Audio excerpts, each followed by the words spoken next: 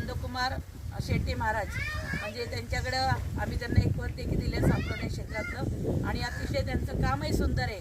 आणि त्यांचं जे रिसॉर्ट बघतोय आपण, तर या ठिकाणी अनेक पर्यटक येतात आहे.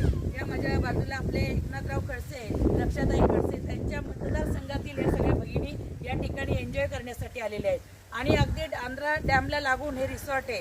तर एन्जॉय करण्यासाठी मुंबई पुण्याची लोक जे लोणावळ्यासारख्या ठिकाणी येतात, तर आमचा अंदरमावळ या भागात देखील तुम्ही आलात.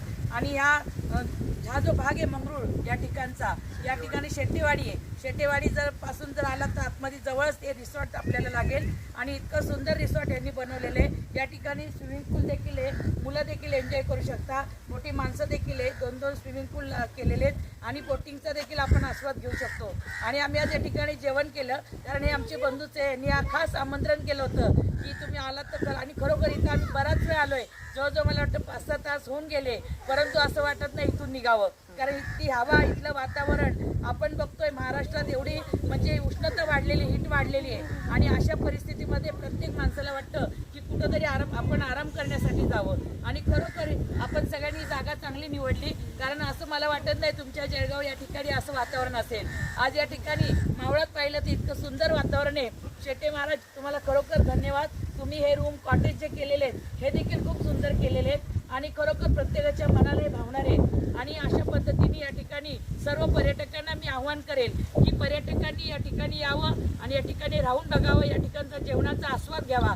जेवण अतिशय सुंदर आहे आणि इथली जे माणसं काम करणारी आहे, अतिशय सगळ्यांना मदत करणारी आहे आणि हसतमुखाने प्रत्येकाला ते जेवण वाढतात. त्याचा जो आनंद असतो तो वेगळा आनंद आहे. त्यांचा मुलगा या ठिकाणी सगळं काम बघतो. खरोखर तुम्हाला खूप खूप धन्यवाद, खूप शुभेच्छा. आणि त्यांची दोन्ही मुलं या क्षेत्रातच आहे. अजून एक रिसॉर्ट त्यांचं कॉलनी या भागात चौसर या ठिकाणी काम चालू आहे. मला वाटतं पावसाळ्यामध्ये तेही चालू होणार आहे आणि त्या ठिकाणी देखील आपण जाऊया. इथला तर आपण घेतलेला, एन्जॉय केलेला. आज परत आम्ही सगळ्या महिला भगिनी या ठिकाणी येणार आहोत.